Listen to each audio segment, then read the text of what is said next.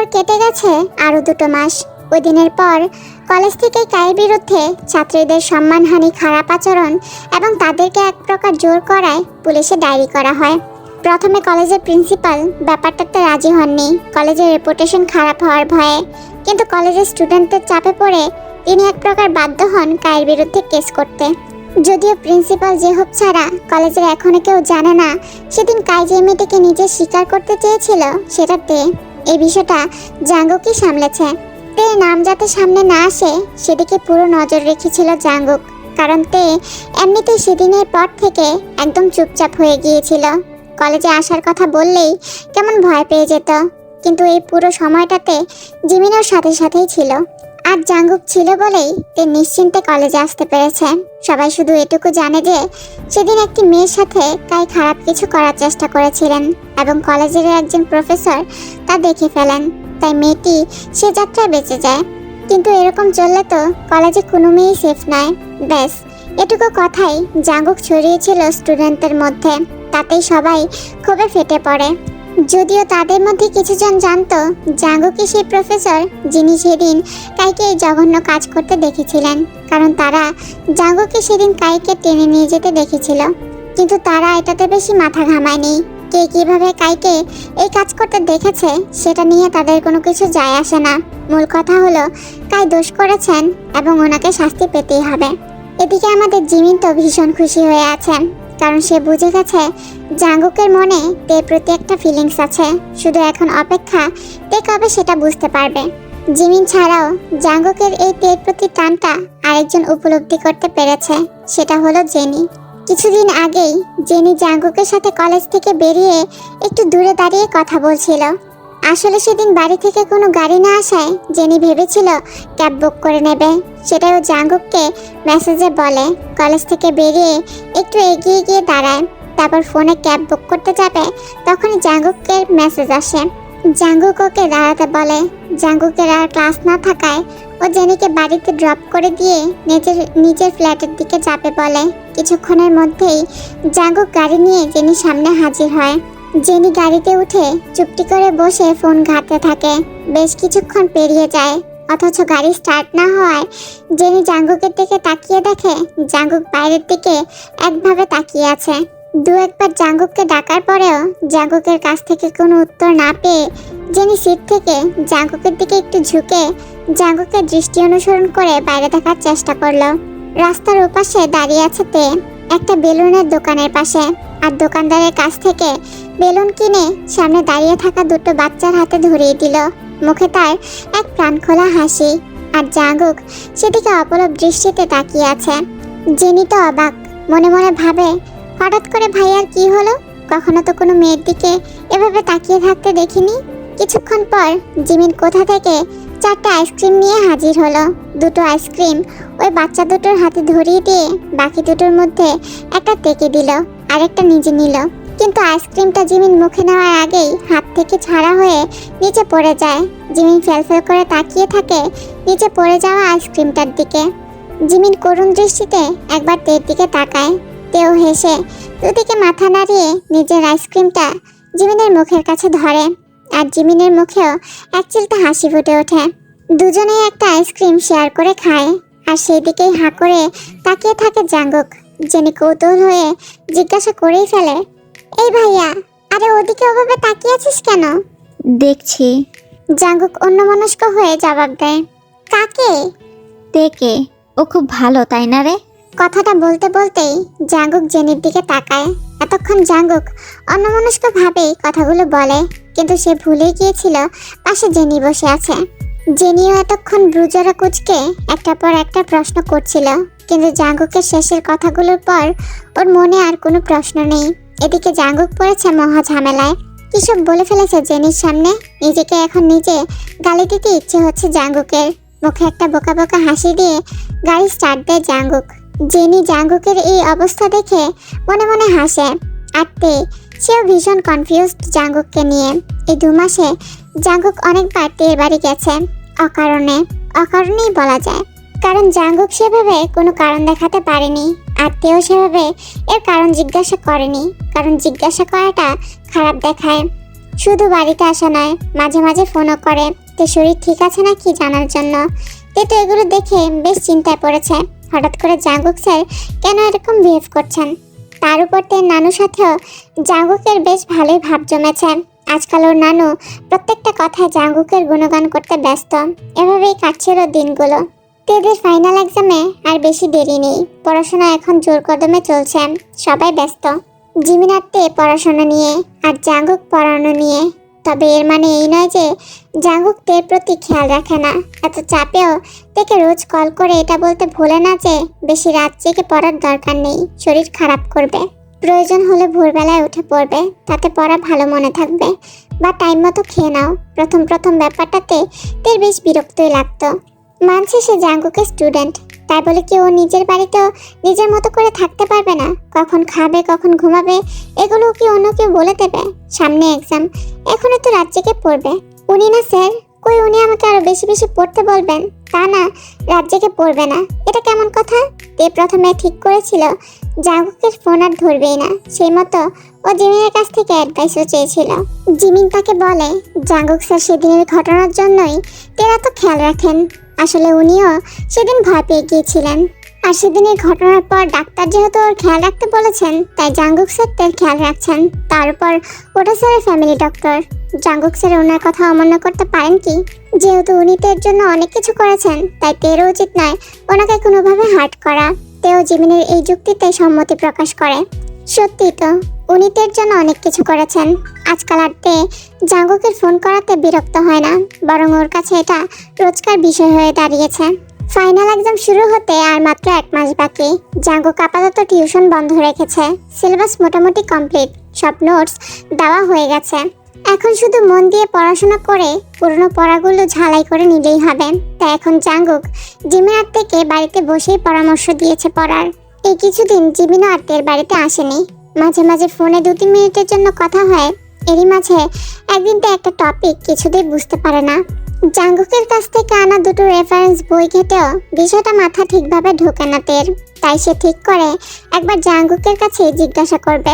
সেই মতো জাঙ্গুককে ফোন করেতে, কিন্তু প্রায় 7-8 বার ফোন করার পরেও জাঙ্গুক ফোনটা রিসিভ করে না। তে ভাবে হয়তো জাঙ্গুক কোনো ব্যস্ততার মধ্যে আছে, তাই কলটা রিসিভ করছে না। তারপর তে কি ভেবে মেসেজ করে নিজের সমস্যার কথা জানায়, কিন্তু সেটাও জাঙ্গুক সিন করে না। এরপর তে ভাবে এভাবে ফোন করে জানানোর থেকে একবার ওনার বাড়িতে গিয়ে পুরো বিষয়টা জেনে আসা ভালো। আর এমনিতেই উনি তো বলেছিলেন কোনো ব্যাপারে ডাউট থাকলে নির্দ্বিধায় ওনার কাছে গিয়ে জেনে আসতে। তাই তে ঠিক করে পরের দিন সকালে গিয়ে জেনে আসবে। রীতিমতো পরের দিন সকাল 8টা নাগাদ তে জাঙ্গুকের ফ্ল্যাটের উদ্দেশ্যে বেরিয়ে যায়। যাওয়ার আগে অবশ্য একবার তে জাঙ্গুককে ফোন করেছিল, কিন্তু আগের দিনের মতোই এবারও জাঙ্গুক কলটা রিসিভ করে না। তে প্রায় 2টা নাতেই জাঙ্গুকের ফ্ল্যাটে যায়, কারণ ও নিজেও জানে না জাঙ্গুক আদৌ ওখানে আছে নাকি। কিন্তু আজ তো রবিবার, ওনার বাড়িতেই থাকার কথা, এটা ভেবেই তে যায়। জাঙ্গুকের ফ্ল্যাটের সামনে আসতেই তে অবাক হয়, ফ্ল্যাটের দরজাটা হাট করে খোলা। যেদিন থেকে তে পড়তে আসছে জাঙ্গুকের কাছে, সেদিন থেকে এতদিন যাবৎ কখনো এই দরজাটা এভাবে খোলা দেখেনি। অদ্ভুত, তাহলে কি বাড়িতে কোনো গেস্ট এসেছে? ও কি ভুল সময় চলে এসেছে? কথাটা ভেবেই তে একবার পিছন ঘুরে বাড়ি ফিরে যাওয়ার জন্য পা বাড়ায়, কিন্তু তারপর আবার ভাবে পরীক্ষার আর বেশি দেরি নেই। জাঙ্গুক স্যারও কল রিসিভ করছেন না। আজকে ডাউট ক্লিয়ার না করলে পরের টপিকটা পড়তে পারছে না, কারণ দুটো একে অপরের সাথে রিলেটেড। এরকম অবস্থায় এত দূরে এসে ওর কি ফিরে যাওয়াটা ঠিক হবে? তে দরজার কাছে এসে দরজা 2বার নক করলো, কিন্তু ভেতর থেকে কোনো রেসপন্স নেই। তের এইবার ভয় হচ্ছে কোনো চোট্টর ঢুকে বসে নেই তো, আর স্যারকেও হয়তো আটকে রেখেছে। না হলে স্যার তো কখনো এরকম করেন না। এসব ভেবে ভেবেই ভয়ে ভয়ে ভেতরে ঢুকলো তে। নিচে ড্রয়িং রুমে কাউকে দেখতে পেল না। স্টাডি রুমটার দিকে এগিয়ে গেল তে, কিন্তু সেখানেও কেউ নেই। সেখান থেকে কিচেনেও গেল তে, কিন্তু সেখানেও কাউকে দেখতে পেল না। হঠাৎ ওর মনে পড়লো কলেজে সেই ঘটনার পর যখন তার জ্ঞান ফিরেছিল, তখন একটা রুমে নিজেকে আবিষ্কার করেছিল। হতে পারে সেই রুমে স্যারকে আটকে রেখেছে সেই চোরটা। কথাটা ভেবে মনে একটু সাহস নিয়ে তে এগিয়ে গেল সেই রুমটার দিকে। তে এগিয়ে দরজার কাছে দাঁড়ালো। রুমের দরজা খোলাই আছে। তে নক করতে গিয়ে থেমে যায়। যদি সত্যি কোনো চোর থাকে তাহলে তো অ্যালার্ট হয়ে যাবে। না, আর কিছু না ভেবেই ভেতরে ঢুকে যেতে, কিন্তু ভেতরের দৃশ্য দেখে ওর চক্ষু চড়ক গাছ। একটি মেয়ে জাঙ্গুককে জড়িয়ে আছে, যদিও জাঙ্গুকের মুখটা দেখা যাচ্ছে না, তাও পেছন থেকে বোঝা যাচ্ছে ওটা জাঙ্গুকি। এরকম একটা দৃশ্য দেখে তে পিছিয়ে আসে। তাড়াতাড়ি বেরোতে গিয়ে দরজায় ধাক্কা লাগে তার। শব্দ শুনে জাঙ্গুক আর সেই মেয়েটি দুজনে এক অপরকে ছেড়ে পেছনে ফিরে দাঁড়ায়। তেকে দরজার কাছে দাঁড়িয়ে থাকতে দেখে জাঙ্গুক বেশ অপ্রস্তুত হয়ে পড়ে। এদিকে মেয়েটি তেকে দেখে জিজ্ঞাসা করে, এ মেয়ে, তুমি কে? এভাবে হুট করে এসে রুমে ঢুকে পড়লে? তে অবাক হয়ে তাকিয়ে আছে মেয়েটির দিকে। হ্যাঁ, মেয়েটি যথেষ্ট সুন্দরী বলা যায়, কিন্তু তার পোশাক দেখে তের বেশ অস্বস্তি হচ্ছে। এত উগ্র পোশাক, যেখানে শরীরের বেশিরভাগ অংশই প্রায় দৃশ্যমান। এরকম অবস্থায় সে জাঙ্গুকের সামনে দাঁড়িয়ে আছে, অথচ লজ্জা লাগছে তের। তেকে চুপচাপ দাঁড়িয়ে থাকতে দেখে মেয়েটি আবার বলে, কি হলো, কথা কানে যাচ্ছে না? তুমি কে? আমি আসলে স্যারের। তেকে বলতে না দিয়ে আবার ওই মেয়েটি বলল, ও স্টুডেন্ট। তা স্টুডেন্ট বলে কি যখন তখন স্যারের বেডরুমে এসে যায়? মেয়েটির কথা শুনে তের চোখে পানি চলে আসে। ও কি ভেবে এসেছিল আর কি হচ্ছে? ও করুণ দৃষ্টিতে একবার জাঙ্গুকের দিকে তাকালো, কিন্তু ওকে অবাক করে দিয়ে জাঙ্গুক বলে ওঠে, কারো রুমে ঢোকার আগে যে নক করে ঢুকতে হয় সেই ম্যানার্সটুকুও দেখছি তোমার মধ্যে নেই। তুমি বোধহয় ভুলে গেছো তুমি আমার স্টুডেন্ট, বিয়ে করা বউ নয় যে যখন তখন তুমি আমার রুমে উইদাউট এনি পারমিশন। জাঙ্গুককে আর কিছু বলতে হয় না। তে দৌড়ে ওই রুম থেকে বেরিয়ে যায়। শুধু রুম থেকে নয়, ওর বাড়ি থেকেও। তে সোজা নিজের বাড়ির দিকে যায়। এদিকে জাঙ্গুক হতবাক হয়ে যায় নিজের কাণ্ডে। হতবাক হয়ে তাকিয়ে থাকে দরজার দিকে, যেখানে একটু আগেও তে দাঁড়িয়েছিল। মেয়েটি কি ম্যানার্সলেস, তাই না জাঙ্গুক? একটা সরি পর্যন্ত বললো না। মেয়েটির কথায় জাঙ্গুকের হুঁশ ফেরে। কিছু বলে ফেলেছে জাঙ্গুক থেকে। জাঙ্গুক দৌড়ে যায় বাইরের দিকে, কিন্তু না, তে কোথাও নেই। দরজা থেকে ফিরে এসে ড্রয়িং রুমের সোফাটায় মাথায় হাত দিয়ে বসে পড়ে। পাশে এসে মেয়েটিও বসে। তারপর জাঙ্গুকের কাঁধে হাত দিয়ে মেয়েটি বলে, কি হলো জাঙ্গুক, কি হয়েছে তোমার? Please leave me alone. কথাটা বেশ জোরেই বলে জাঙ্গুক। চমকে ওঠে মেয়েটি। আবারও কিছু বলতে চায় জাঙ্গুককে, কিন্তু জাঙ্গুক ওর হাত ধরে টেনে নিয়ে গিয়ে দরজার বাইরে বের করে দিয়ে দরজাটা লাগিয়ে দেয়। এই মেয়েটি হলো রোজ, জাঙ্গুকের মায়ের বান্ধবীর মেয়ে, যার সাথে জাঙ্গুককে বিয়ে দেওয়ার জন্য ওর মা উঠে পড়ে লেগেছেন। আগের দিন হঠাৎ করেই জাঙ্গুকের মা জিন জাঙ্গুককে বাড়িতে ডেকে পাঠিয়েছিলেন। জাঙ্গুক বুঝতে পারেনি কেন ডেকে পাঠিয়েছে। এতগুলো বছরে তো কখনো এরকম হয়নি যে ওর মা ওকে কোনো কারণে ডেকে পাঠিয়েছেন। ইনফ্যাক্ট কখনো মনেই পড়েনি হয়তো জাঙ্গুকের কথা। ভুলেই গিয়েছিলেন যে ওনার একটা ছেলে আছে। তাই এভাবে হঠাৎ ডেকে পাঠানোতে জাঙ্গুক বেশ অবাক হয়। যাওয়ার সময় ফোনটাও নিয়ে যেতে ভুলে যায়। বাড়িতে গিয়ে জানতে পারে যে রোজ দেশে ফিরেছে। তাই জাঙ্গুকের মা চায় এবার জাঙ্গুকের সাথে রোজের বিয়ে দিতে। কথাটা শুনেই জাঙ্গুক রেগে যায় যে এতদিন ছেলের খোঁজ নেয়নি, সে কিনা আজ তার লাইফের এত বড় ডিসিশন নিয়ে নিচ্ছে। রেগে বেরিয়ে আসে জাঙ্গুক সেখান থেকে। জেনি হাঁ করে শুধু দেখছিল। তার জেঠিমার মুখের ওপর সে কখনো কথা বলেনি, কিন্তু তার ভাইয়ের মনে যে অন্য কেউ আছে সেটা তো জেনি জানে। এদিকে জাঙ্গুক সেদিন আর ফ্ল্যাটে ফেরেনি।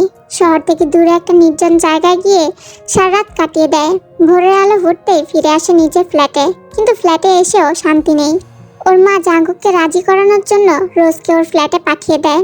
আর মেয়েটা এতটাই ডেসপারেট যে হঠাৎ করে কথা বলতে বলতে জাঙ্গুককে জড়িয়ে ধরে। ব্যাপারটা এতটাই আচমকা হয় যে জাঙ্গুকও হতভম্ব হয়ে যায়। আর সেই মুহূর্তেই তে এসে হাজির হয়। প্রথমত সে ভীষণ টায়ার্ড ছিল, তারপর রোজের এরকম ডেসপারেট মুভ, আর সেখানে তের আসা, সবকিছু একসাথে হওয়াতে জাঙ্গুক নিজের রাগের উপর কন্ট্রোল করতে পারেনি। নিজের প্রিয় মানুষের সামনে এভাবে অন্য একটা মেয়ে তাকে জড়িয়ে আছে। ওর সম্মান কোথায় থাকলো? হয়তো তে এখন তাকে খারাপ ভাবছে। এসব ভেবেই জাঙ্গুক ভীষণ রেগে যায়। তের তো আসার কথা ছিল না, তাও কেন আসলো? সব রাগ গিয়ে পড়ে তের ওপর। আর ওইদিকে তে তো কেঁদেই চলেছে। তারপর কি ভেবে চোখের পানিটা মুছে ফোনটা হাতে নিয়ে জাঙ্গুককে একটা মেসেজ করে জাঙ্গুকের নাম্বারটা ব্লক করে ফোনটা ছুঁড়ে ফেলে বিছানার ওপর। ড্রয়িং রুম ছেড়ে নিজের রুমে এসে ক্লান্ত শরীরটা বিছানায় এলিয়ে দেয় জাঙ্গুক। হঠাৎ ফোনের শব্দে মাথাটা তুলে বেডসাইড টেবিলে থাকা ফোনটা হাতে নিয়ে অবাক হয় জাঙ্গুক। তের মেসেজ, সরি স্যার, আমার এভাবে আপনার বাড়িতে যাওয়াটা ঠিক হয়নি। সরি আপনাকে ডিস্টার্ব করার জন্য। জাঙ্গুক আরও অবাক হয় তের আগের দিনের মেসেজগুলো দেখে। তে যে কোনো টপিক বুঝতে চেয়েছিল আর সেই জন্যই জাঙ্গুকের ফ্ল্যাটে এসেছিল সেটা জাঙ্গুক বুঝতে পারে। ও তো ওর ফোনটার কথা ভুলেই গিয়েছিল। তে ওকে কতবার কল করেছে কাল থেকে, আর ও কিনা তেকে কিভাবে অপমান করলো। সঙ্গে সঙ্গে জাঙ্গুক তেকে কল করলো, কিন্তু তের ফোন লাগছে না। হে মাই কিউট আর্মিজরা, প্লিজ একটু দাঁড়াও, একটা কথা শুনে যাও। সেটা হলো, কালকে তোমাদের সাথে আড্ডা দেওয়ার জন্য আমি রাত 12টা নাগাদ লাইভে আসবো। আর অবশ্যই এটা আমার প্রথম লাইভ হবে। সো যারা যারা আমার সাথে আড্ডা দিতে চাও তারা অবশ্যই জয়েন করো। আর এটা আমার রিয়েল ভয়েস, সো যদি খারাপ লেগে থাকে তাহলে ignore please. So bye bye, আল্লাহ হাফেজ।